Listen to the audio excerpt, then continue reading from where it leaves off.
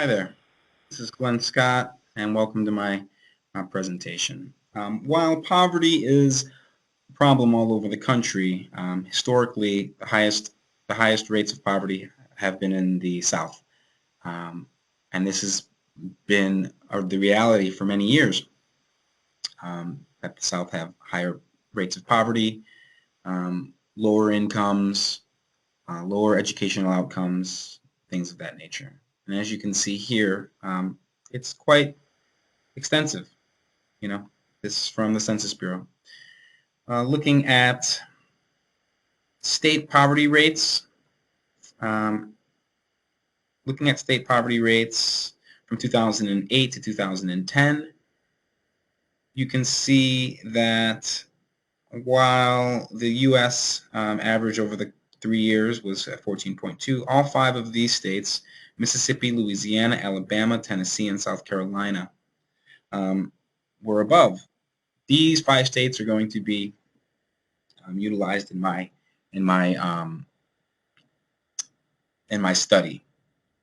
So 2008 to 2010 and 2011 to 2013, you can see that Louisiana and Mississippi are battling for 49th and 50th, South Carolina, Tennessee, Alabama, while the United States is at 15%. Alabama, the closest one to 15, is still quite a ways away. So poverty in the South affects everyone in the country. More people in the South um, rely on certain government assistance, or they don't contribute as much to taxes, these things. So it's a problem for everyone, but it's especially a problem for people that live in the South, especially children. And so the question that I will ask is, what are the main factors that lead to higher rates of official poverty in the South than other regions in the country? And you can see the poverty thresholds here. As you can see, if you are, let's say you're married and you have two children, you if your family income is less than 23,624, then you are in poverty.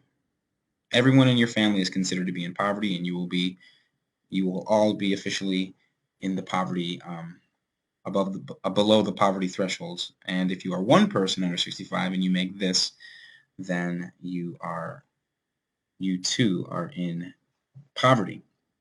So what are these factors? What makes people in the South poor? And this happens, and this goes on for years.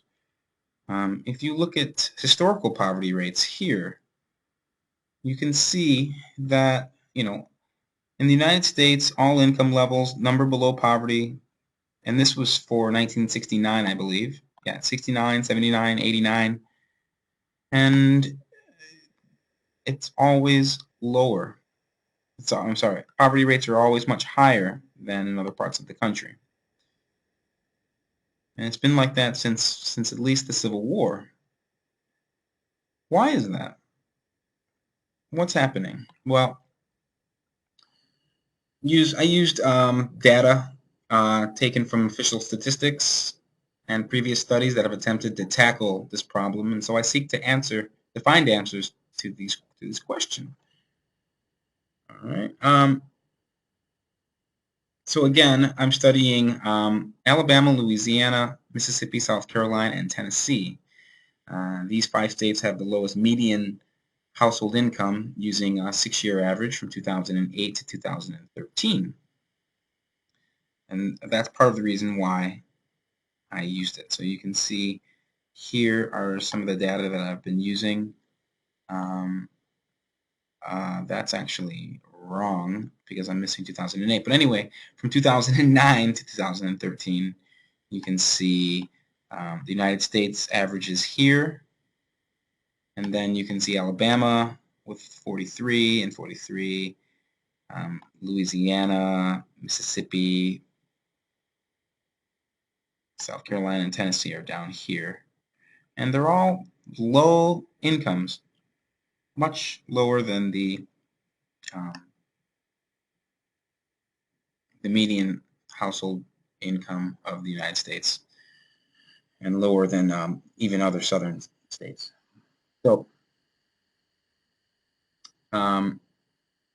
for my study, I wanted to look at the minimum wage and how it affects poverty, and government assistance programs, specifically the SNAP program, which is formerly the food stamp program, and educational outcomes of children, basically, or students. But I focus on younger children, but their outcomes affect older as they become older, and it definitely affects how they grow in society and whether or not they'll be productive members of society, not in poverty.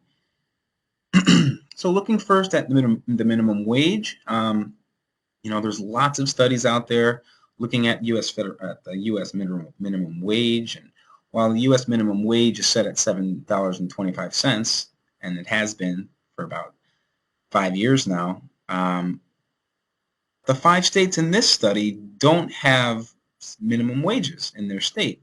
And now you might be asking, how is that so?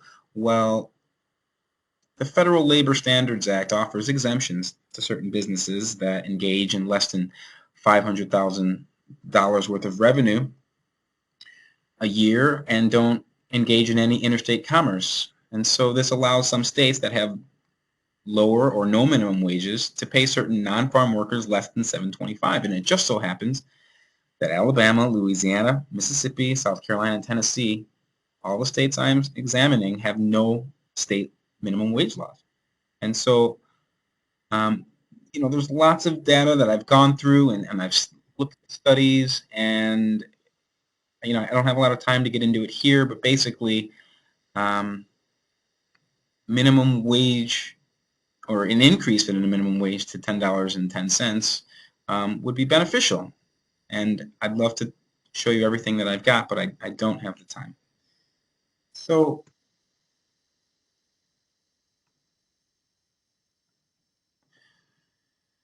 and so looking then at government assistance programs, specifically SNAP, government assistance programs have profoundly affected how many people are in poverty, especially, the social insurance programs such as, Social Security and,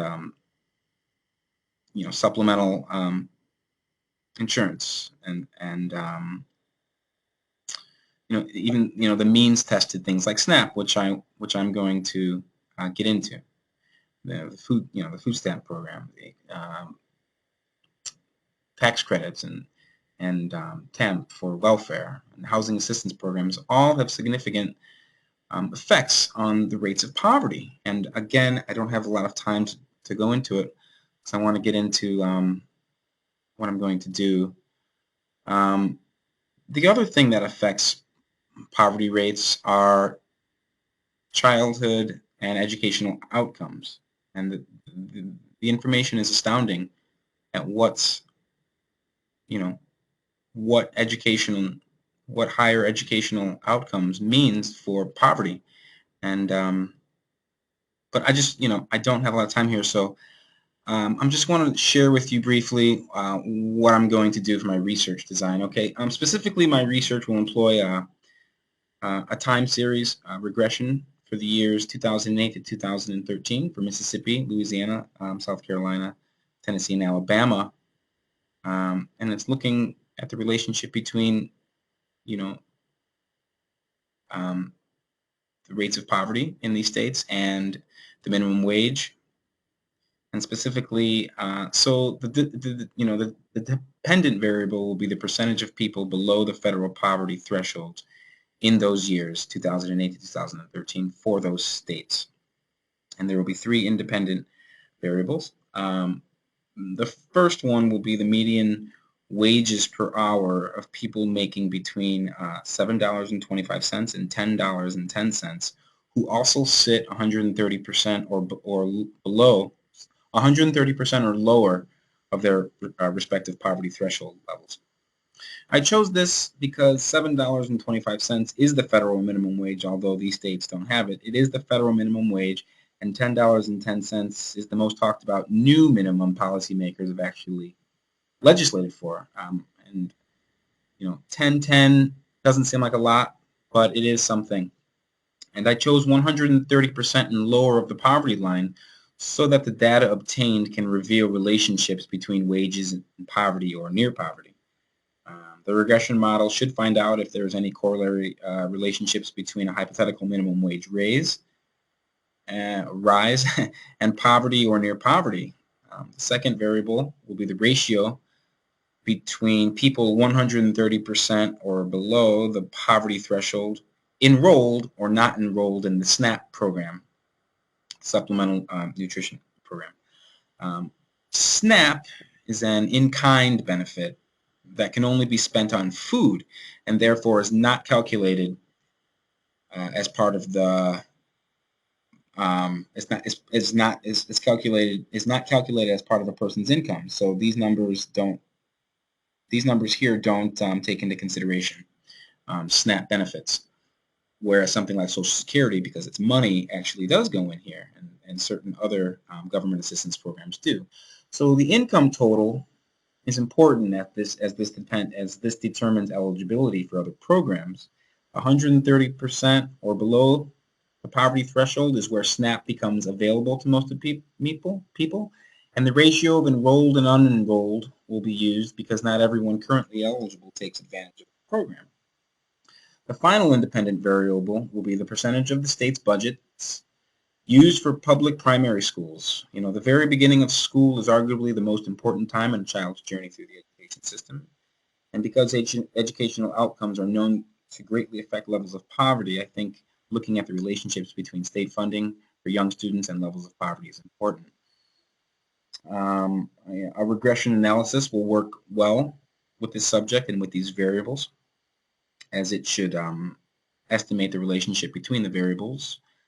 And in addition to showing the predictive value of the overall model, I believe my standard multiple regression should tell how well each independent variable predicts the dependent variable, controlling for each of the other independent variables. Ultimately, after the statistical analysis is completed, I expect to see a clearer picture of how low minimum wages, people enrolled in SNAP, and state primary school budgets affect poverty rates in these 5 poor states of the South. So thank you, and have a good evening.